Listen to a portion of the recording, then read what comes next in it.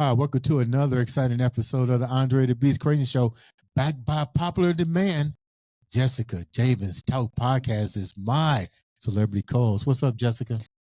Andre, I'm so happy to be here. We're recording the last few episodes of season 2. Oh, yeah. And I'm so excited to talk to the guests that I have. We're going to have those very intimate, empowering conversations, and I can't wait. How was your trip? It was great. The flight was smooth. I had some healthy food, so I'm all ready to go. Got your coffee? Oh, yeah. Let me tell you where we're about to go today with today's show. Can you imagine? You heard of DNA. Yeah. You heard of Ancestry.com. Yes, I've done it. I spit on a bottle. Okay. My daughter did it for me, and I'm keeping my stuff hush hush because you never know who might come out of the woodwork. That is true. You know what I'm saying? But today, this young lady has basically went viral, and this is her first podcast. She's unleashing everything, but she found some interesting things during her DNA search that we're going to learn about today on this show. So, without further ado, let's welcome all the way from Jersey, Miss. I'm gonna see if we can pronounce this last name right. Worath. Did we get it right? Worath. I know. Worath. Beautiful name. Beautiful name. Worath. There you go. Is it German? You win. Is it That's German? awesome. Hello. German? Is Worath German? It is German. Yeah, it's actually Borat in German. Yes. That sounds even more pretty. Yes, it is a German last name. So, Gayle, thank you. Thank you so much. Thank you for having me on your show. Thank you for taking time to come on the show and get ready to share with us some beautiful information and some sad information that you found out through DNA. Before we get started with that journey, tell a little bit about who you are first. Okay, so I am a 53-year-old married mother of 2 teenage girls. I have a 17 and an 18-year-old, 2 daughters. And yeah, I mean, if you would have told me this time last year that I would be sitting here on your podcast with my story, I never would have believed you, ever. Yeah, it has been a journey, and it is a fairly new journey for me. So thank you for inviting me to your show to share my story. When you talk about the journey, let's talk about not so much how you grew up, but let's get right down to it. Let's talk about the whole DNA thing and how it really changed your life, because we hear people every day to get this done. You had it done where you went and did an ancestry thing to check your bloodline and stuff. Has anything ever happened crazy with you with that? Yes. Well, 2 things. I've done DNA tests 2 times. One was because I wanted to find out my background. I thought I knew everything because I know my family like 4 generations. My parents told me all of it. I thought I knew. Then I found out that out of doing that, my mom did not have that straight. She said, I'm 100% Italian. When we did the Ancestry.com, we found out that she's half French. So I'm French too. I'm like, oh, who knew? Oui. Yeah, oui. So 1. Number 2, I have cancer on both sides of my family. So I did a DNA test to see if I'm carrying that. And my test came negative. Okay. However, still because of that, I'm still at risk. So I have to every 6 months be doing tests for prevention. Man, that's crazy. Of course. Tell us what happened with yours. You went and did this same type of ancestry, and then what happened with you? All right. So I have to take you back to Christmas of 2021. As a stocking stuffer, my husband got me an Ancestry DNA kit. I wanted it. And the only thing, Jessica, like you, I wanted to see where my ancestors came from. If it was that was all I was looking for. And the results come back. He tests, I test, the results come back. And it says I'm 100% Ashkenazi Jewish, which I knew. Both my parents were Jewish. But the odd thing was, now we're going back to 2021, a woman showed up as a cousin. Initially, she showed up as a cousin. I do not have cousins. Both my parents are only children. There is no aunts, no uncles, no first cousins. And it's that thumbnail picture, and her face was turned. But I have very distinctive hair. She has the same hair and a similar profile. And I reach out to her on Ancestry and I don't hear back. She didn't check her Ancestry. I found a larger picture of her on LinkedIn. I show my mother. My mother's like, I don't know who this is. And I forget about it. Whatever. It doesn't matter. We laughed about it. We're like, oh, one of my grandparents somewhere must have had an affair. We're laughing. It was like a family joke. Fine. We move on. January of this year, I'm in my house. It's regular Saturday, and I check my Facebook messages. This same woman messages me on Facebook. And she says she checked her Ancestry. Now, you have to understand, Ancestry is an algorithm that populates. The more data it gets a clearer picture. Okay? Now, I didn't check my Ancestry in 3 years. She said, I checked my Ancestry. You and somebody else, a man, have shown up as half siblings on my page. She said, my father was a doctor, but in the late 60s, early 70s, he was a sperm donor. She says, you look just like my aunt, and I think we are related. And I'm like, so my husband and I talk. I respond to her, can we talk? She calls me, she's on speakerphone, and she's saying the same things over and over. And she's on speaker, my husband's sitting with me, and like, did you ever hear something that's so shocking that your brain can't process it? Do you understand what I'm saying? Like, I can't. She's like, he's a sperm donor. I was born in 1972. So it was around, and my husband looks at me and he says, Martin was my father. He goes, you're not Marty's daughter. And I couldn't process what he was saying.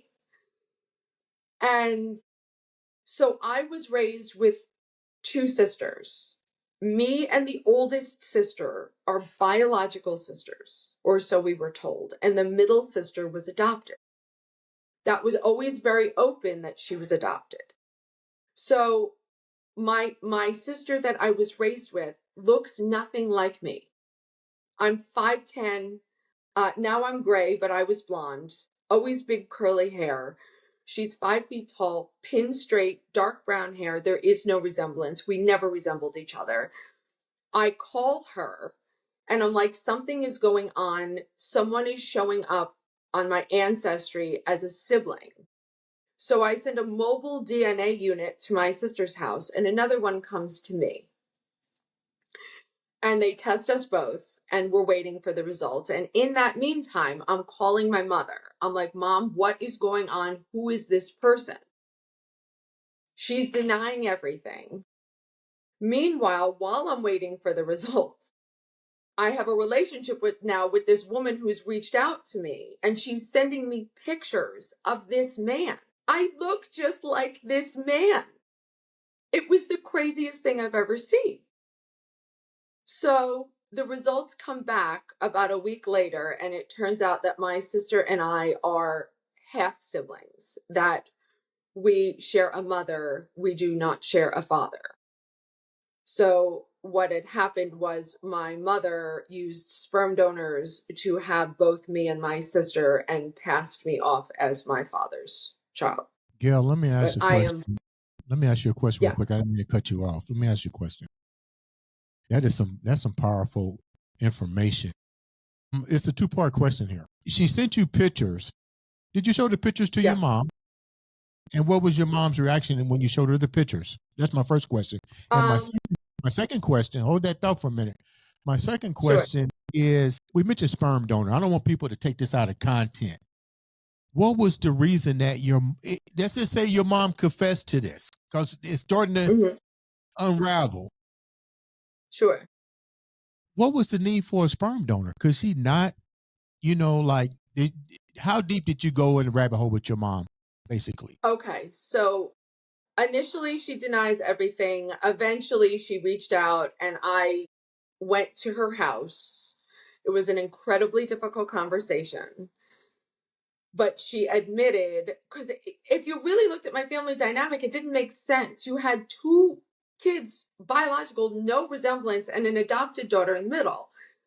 So it turns out that she admitted that my father had the mumps as a child, which left him.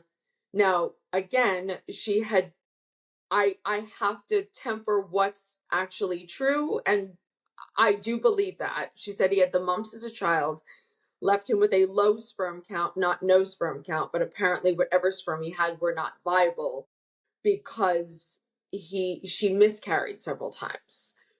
So she used sperm donors to have both me and my oldest sister. And the interesting thing is, now my middle sister is adopted. That was incredibly open. We all knew. We knew her biological family. We met them when she was older. It was when I went to my mother with this, she was angry. She was angry that I found out. She was angry that this woman had reached out to me. She was angry that I went on Ancestry. It was not the same conversation. That was supposed to really be the skeleton in the closet. And it's amazing. It's amazing. You're not the only individual that this has probably happened to. So, question you was going to ask? No, I've seen a whole series of shows of people who found out things like that, and it's absolutely incredible. How did that make you feel when she reacted that way? Listen, and I put it this way. I love my mother. We only get one mother, but I do not have an easy mother. And I talk about this. I go live on TikTok and talk about it, that if you have an easy mother, you're never going to understand it. If you have a difficult mother, you get what I'm saying. That's who she is. When I found this out, I was shocked, not surprised. But there's so much, you cannot swap out people. Like, we come with things. It was very difficult. And again, I'm middle-aged. I'm 53. I have children. I have made medical decisions for myself, for my children, based on a lie. Yes, I showed her, Andre, to answer your question, when I confronted her, I showed her a picture of him. There is no doubt this man is my father.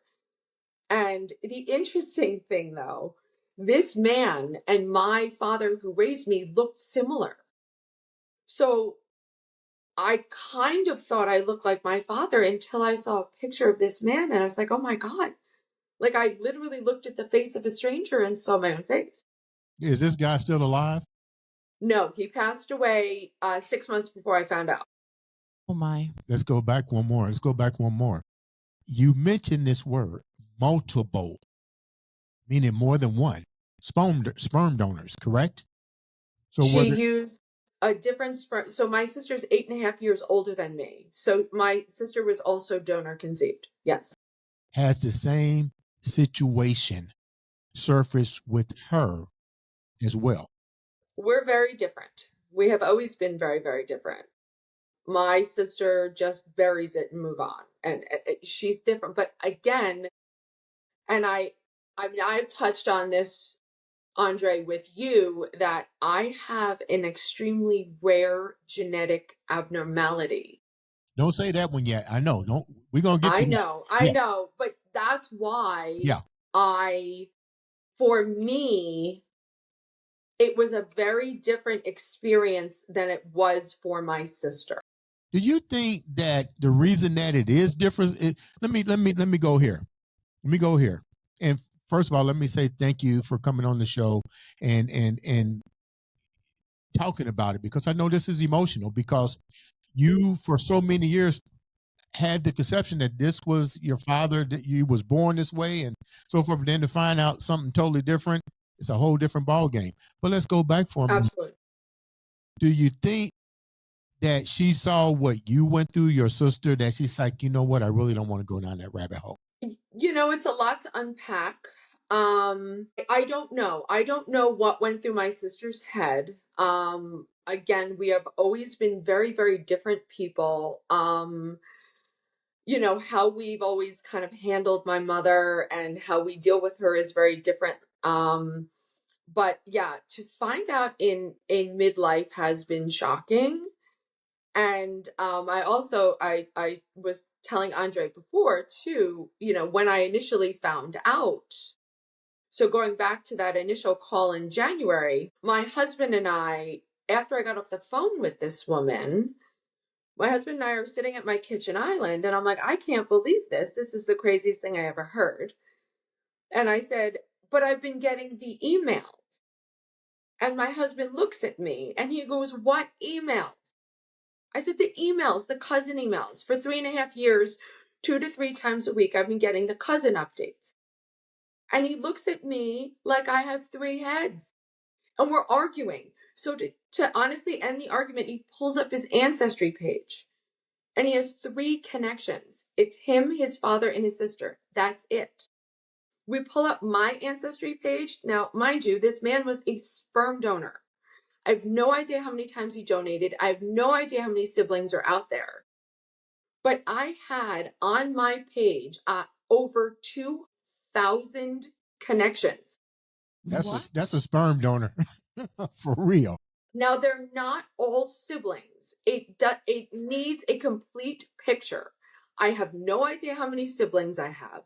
They are connections. So they are somehow related to my siblings. Over 222,000 connections. And I keep getting them.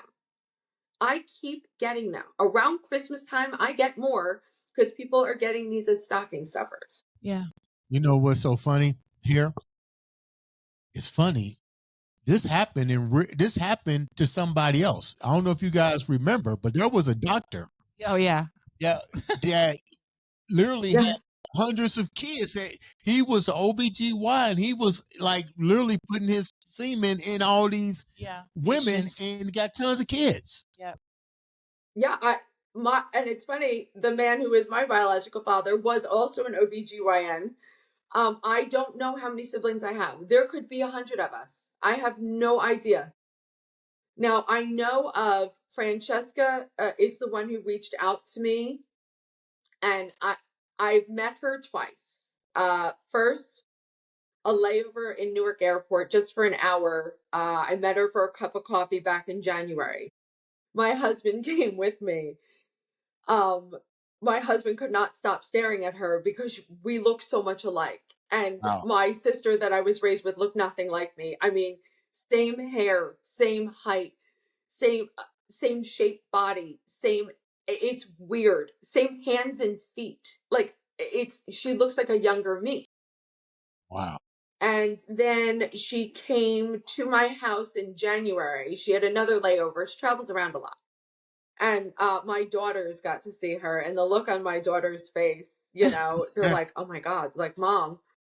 They're like, and I talk about, I'm like, she's like a younger, cooler me. And I say to my daughters, like, listen, I was cool once too. I'm like, I'm 53. She's only 32. I'm like, 53 and 32 are different numbers. So Gayle, let's just go back for a minute. Let's go back to the impact that this had to have on 2 people. That's just as important as this story is your mother and the guy that's supposed to been who you would consider your father. How did now that the cat's out of the bag, how were they handling this? Well, my father who raised me, and I know I have to specify between the two, the father who raised me passed away in 2019. And Andre, to be perfectly honest, the conversation with my mother just led to more questions. She claimed he knew. I don't know if that's true or not. I will never know if that's true. So he went to the grave and you'll never know. I don't know if he knew or not. I will never, ever know that.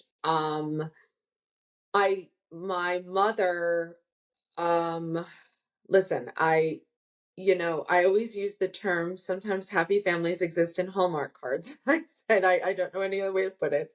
I love my mother, but she's difficult, and it was difficult before this. So this did not make things easier. Did she not think it was going to come out? I just don't know. Yeah, No, she thought she'd take this to the grave. Everybody before DNA was discovered thought that things could be hidden. I watched these cold case files. That's yes. That's just crazy. DNA Yes, changed the whole she world. never thought I'd find out. But she was actually angry that I found out. Like, she was very, it was in it. And that's the interesting thing to me is I was raised with me and the oldest ones are sister are donor conceived, huge secret. The adopted sister, it was very open. We talked about it. When my adopted sister turned 30, she said, I need to, she had my niece. I need to know medical history. My mother gave her information. She found her biological family. They flew from Indiana to New Jersey. They stayed with us. It was wonderful. It was very open. I had a very different experience. A very different experience. I did not have that. How does your religion? You got a question, Jessica? I'm sorry. No, I just think it's interesting that if it went so smoothly with her mom and for her sister, which is amazing. That's how it should be. And then for her legitimate daughters or biological daughters, I'm sorry, it was a completely different experience. It's just amazing how there's such a big contrast. Let me ask this question, and I have to bring it up. How much does the secrecy have to do with your religion because you're Jewish? I don't know. It's interesting. I have been on TikTok with this since June. It's only been since June that I've kind of come out with this, so it's all fairly new to me that this is public. Older people, I think it's more generational, I think, than religion, although I could be wrong, that there was a stigma attached to men who were infertile. So I don't know if it was a generational thing, but yeah, and I have to be honest, and I say I'm technically beyond midlife unless I live to 106. I think I'm 53 to look back at my entire life through a different lens. My children. So my youngest daughter, the only telltale, and I look back that I ever had that something was off with my father was when my younger daughter was born. I thought she looked just like my father. She had very dark hair like him. My older daughter looked more like my side, very blonde. My younger daughter was very dark and looked like my father. And the NICU had taken her, and I was sitting in the NICU with my father. And I said to him, Daddy, she looks just like you. And I found it odd. He just looked at me. He didn't smile. He didn't make a joke. He just looked at me. Now, did he do that because he knew? My parents had that relationship where my mother, it was all about keeping my mother happy. Did my mother swear him to secrecy and he was just trying to keep her happy? I don't know. Or did he not know? Or am I looking back at it that way because now I know? Again, sometimes when I let the questions swirl in my head, it just leads to more questions and I have to kind of put it away. So I'm trying to get some clarity on the question, because when you're dealing with different religion, they have different things that could embarrass them or get them put out of the whatever they believe in. I'm just trying to, in my own mind, do like you do, trying to think of why did they keep this such a secret? Because who were they really afraid of knowing is what I'm trying to get to. I don't know. And one of the interesting things too is that when I did meet with my mother told me that, it was my father who raised me, his mother, my Nana, who saw that my mother was not getting pregnant.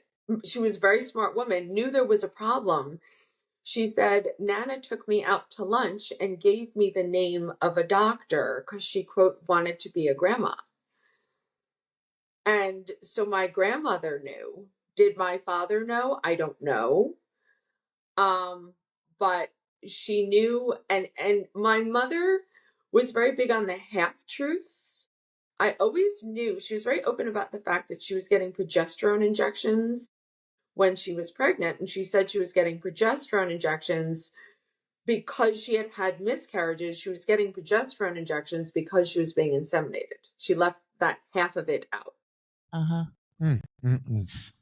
So, You correct me if I'm wrong, Gail, sure. but when you just study the history of the Jewish, you go back to even the Hebrew scriptures, there is a clear message of how important it is, the generation and carrying the name and the father and the lineage. Lineage is spoken of in the entire Hebrew scriptures. And there's a track record of it. It's over and over again. It was one of the most valuable things, so much so that if you go back to a person who did not have a child, like Sarah and Abraham, it was the most horrible thing ever. And she was anxious to have it. And she had a child. I think she had Isaac when she was in her 90s or something like that. Finally, it happened. She even sent Abraham to have relationship with her slave. So because she was so concerned about having a child to bury Abraham's lineage. So that is something very important. That's my thank you for Sure. you hit it on the nose. Like maybe she was under pressure, like Jessica just said, because of your religion.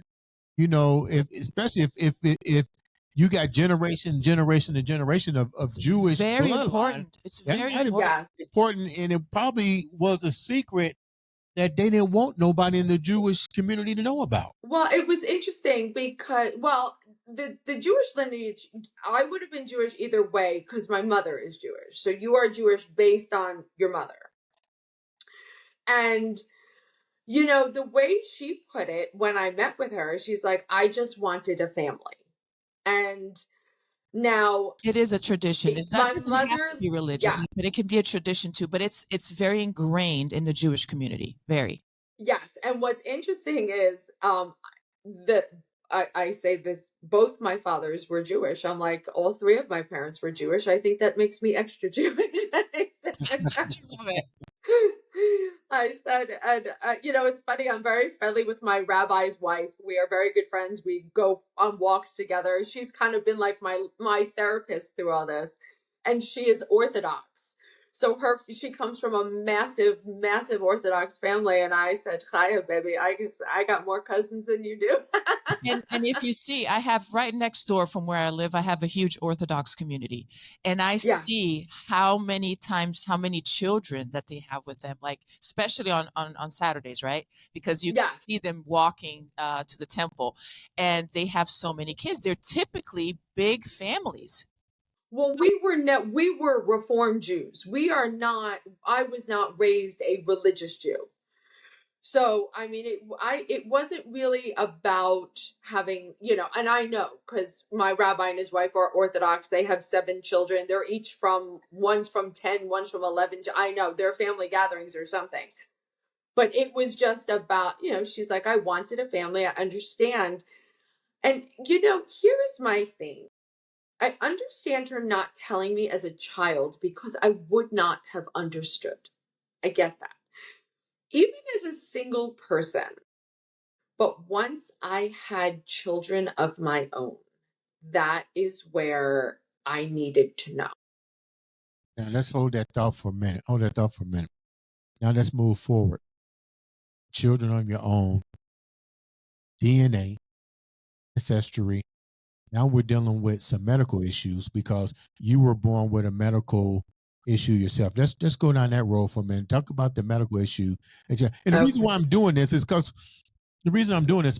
we like to educate and empower people. Absolutely. And it's important to know something about where you came from. Absolutely. Who your mom and dad is. Like you just said, you know, you had a history of when you did your DNA, cancer.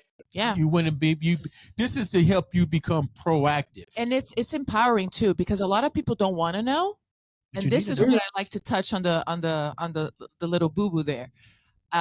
Why not? So I can't wait to hear her story. Yeah. So tell us a little bit about what you were born with and how that triggered down. Okay. So I will keep this as short and sweet as I can and as easy. Right after birth, I went into respiratory distress. This is 1972. I was in the little isolette in the little bed. Nurse looks over. I'm blue. I'm retracting. They had to intubate. They had to put me on a ventilator. 1972 intubation tubing is metal. Okay. I'm unable. They tried to get, I could not breathe on my own and required a tracheostomy tube. If you look, you can see there is a scar in my neck.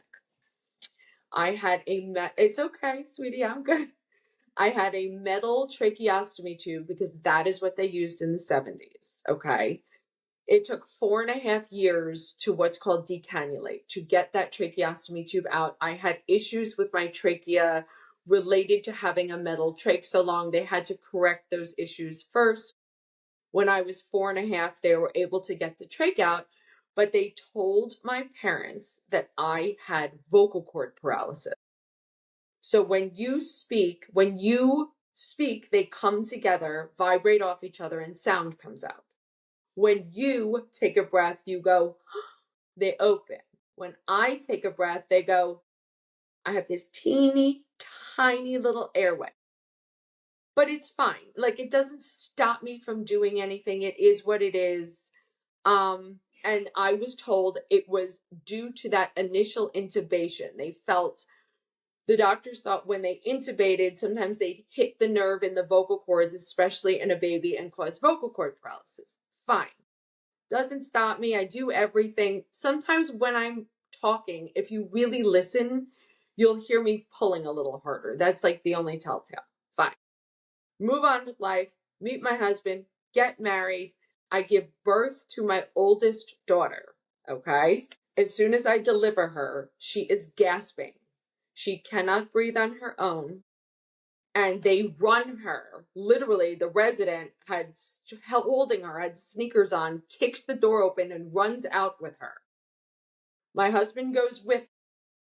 He comes back an hour later and looks at me and says, the baby's vocal cords won't open.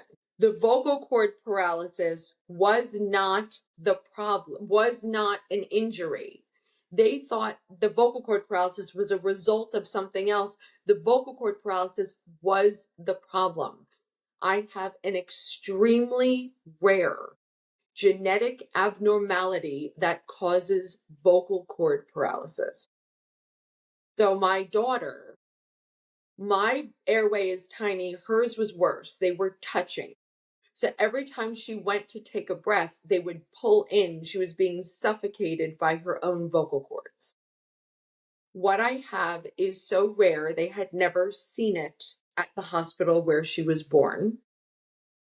They had to put in a tracheostomy tube. My daughter, I never thought she'd have it as long as I did. I was wrong. She had it longer.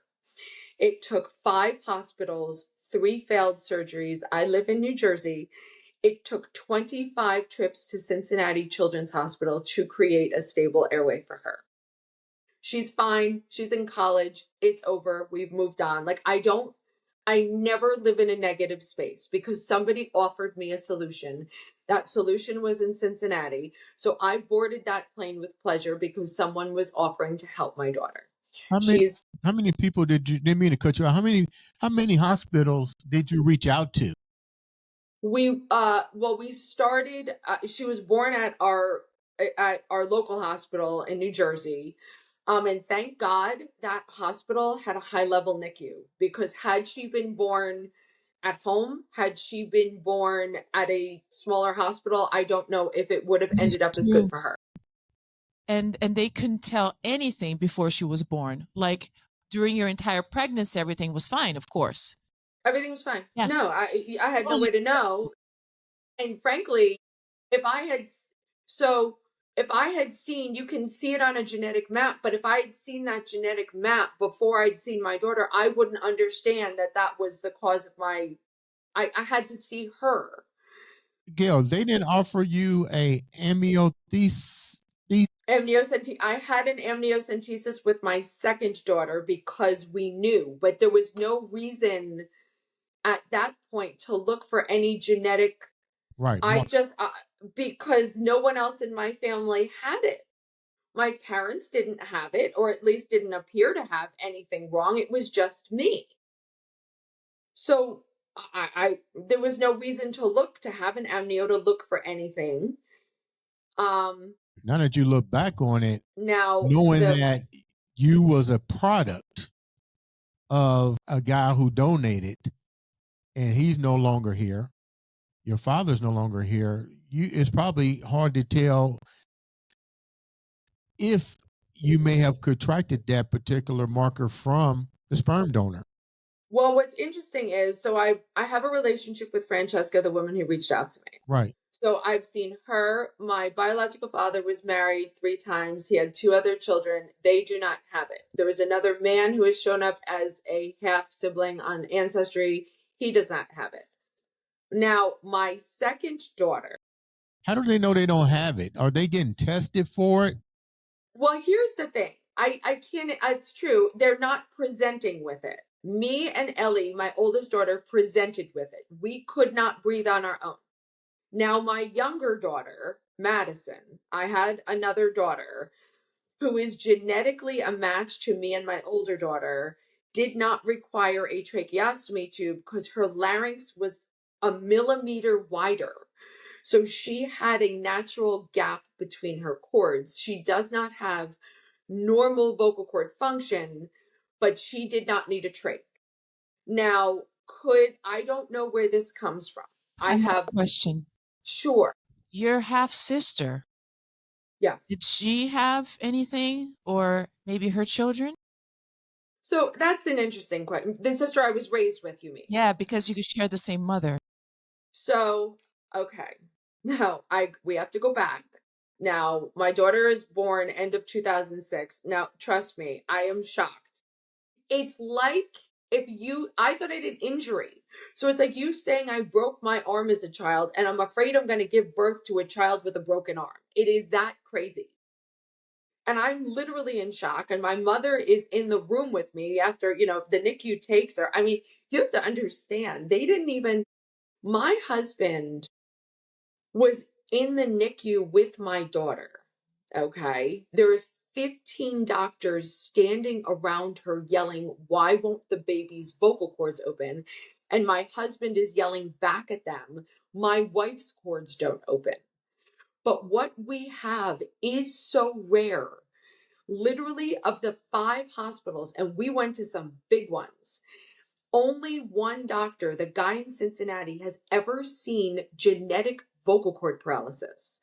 Vocal cord paralysis is not rare. The brain stem controls vocal cord function.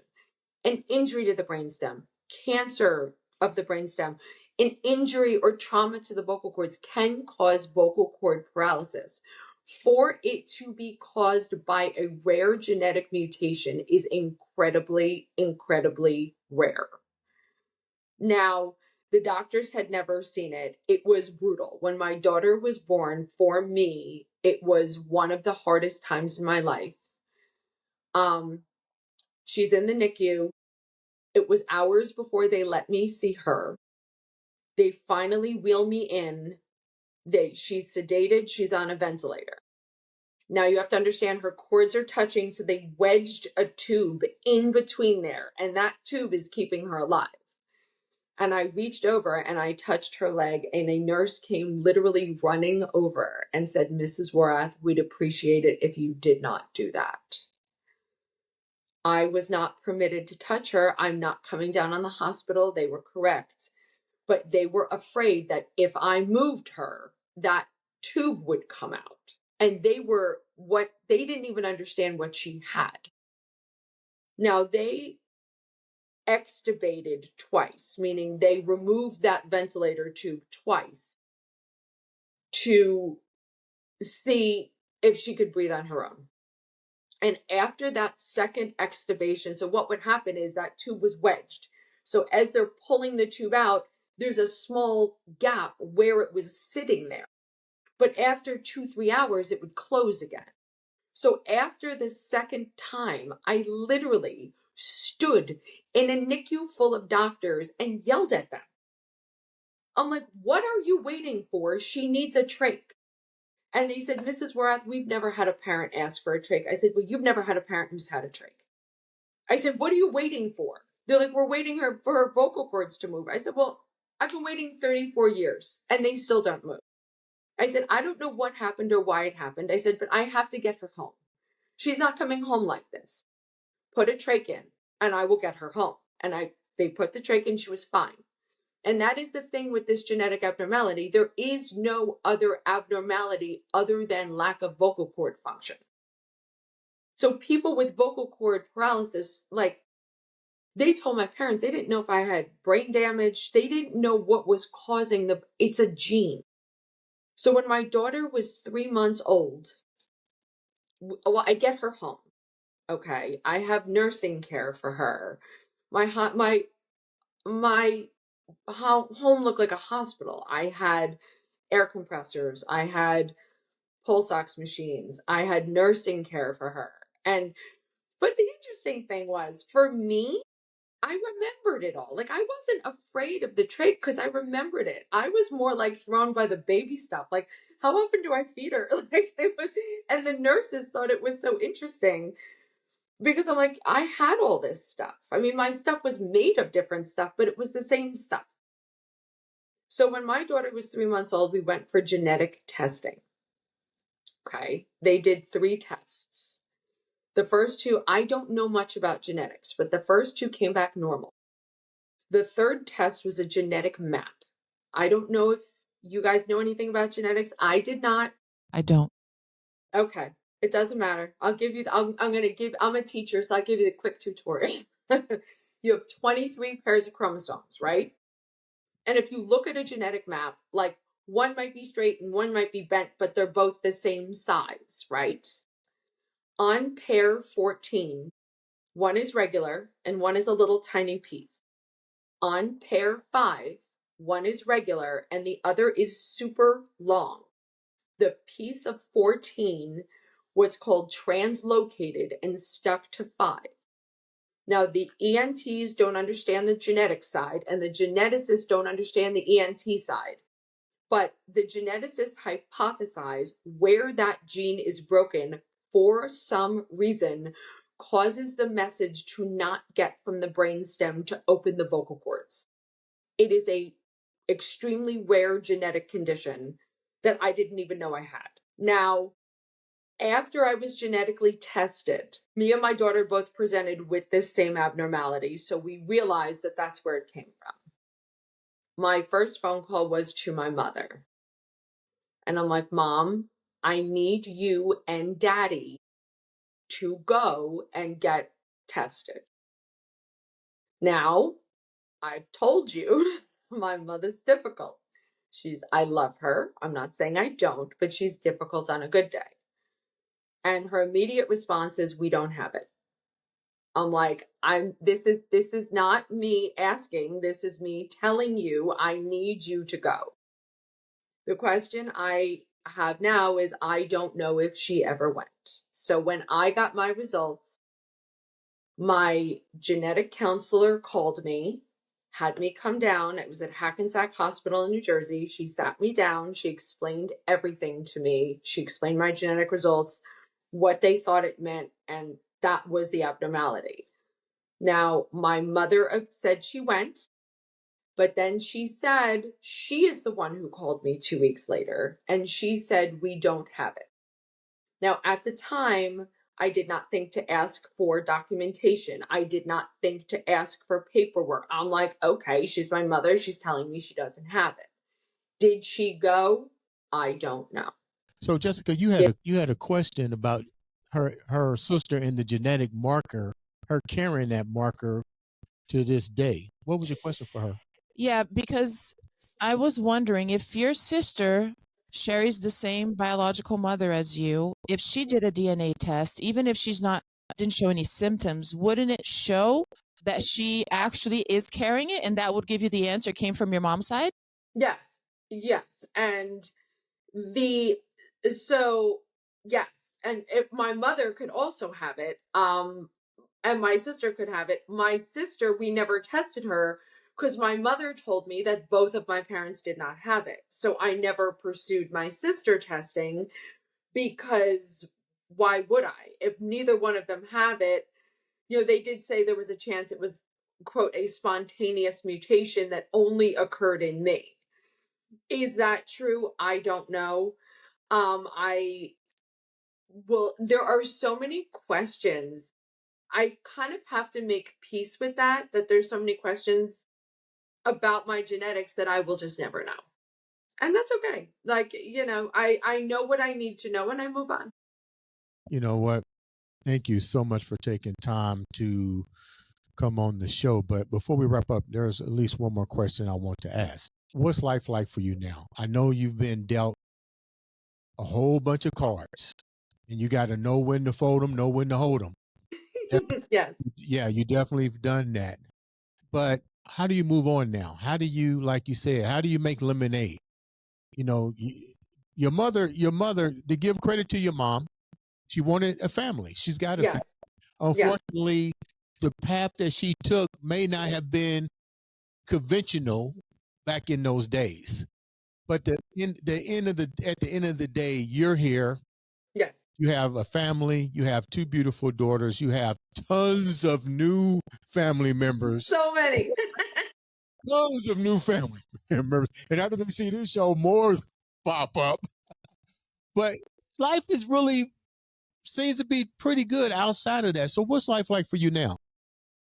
Listen, I honestly, I'm very open about when I go live on TikTok. I do not have a great relationship with my side. Didn't before all this.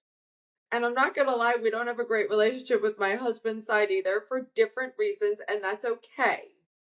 But I never counted on a third parent. So I actually do have a relationship with these people. The Jewish holidays are coming. My sister is coming to stay with us for a few days. I actually have a new cousin on that side that I have a very good relationship with. And the interesting thing about this, quote, new side to my family, they all knew he was a sperm donor. They all knew that we were out there. All but you. Yes, he actually wanted to meet us. There was an option to remain anonymous. He did not want that. He wanted to meet us. And the funny thing is, my biological father has a sister who is still alive. She's almost 90. And I look just like this woman. I look like this woman. She's like old me and Francesca's like young me. And one of her daughters is in her 60s. I have a very good relationship with her. She is coming for Rosh Hashanah with her husband. Now I said to her, does your family know about me? She's like, oh, everybody knows. She goes, we've been waiting to meet you. She goes, we knew that his children were out there. We didn't know where you were. And I said, but I've embraced this side. You know what started out as a podcast with mystery turned out to be like a box of Cracker Jacks. All of it's good, and at the end of the day, when you open the prize, it's still good. It's fabulous. Jessica. We say there's no bad things, there's just things. And that's it. I love that. Thank you for saying that. Yeah, thank you so much. Jessica, before we wrap up this show, let's talk about you in a little bit. Getting ready to finish up Jessica Javen's talk. How's that venture been for you? Oh my gosh, it has been so much fun. And I've been meeting one of the most amazing people that I would never expect in my life, such as our guest here today, which is fabulous. I am so privileged to get to know these people and get to see how incredible they are and how they dealt with the most insane things in their lives and how they turned that around. And insane. It is a lot. It is incredible. That's why I'm so happy that our guest today, she's on social media telling everybody this story. Yeah. And I need to congratulate her for that. So with that said, Gayle, thank you so much. Oh, how can the viewers reach out to you to follow you on your journey? Because it's such a beautiful journey. And I'm on TikTok. I know her. She's my sister. Well, I am on TikTok. I'm Silver Spirals 714. So yes, and I go live a lot on TikTok. So I go live, I answer questions in real time. I'm usually live for about 2 hours. Wow, that's yeah, it's fun. awesome. Yeah. You know what? Thank you once again, like I said, for taking time out to come on the show and bless me with your first podcast. Love to have you come back and keep us updated with new siblings, new cousins, hopefully not another new dad. Ladies and gentlemen, this has been another exciting episode. Say it with me, of the Andre The Beast Crayton Crayton Show.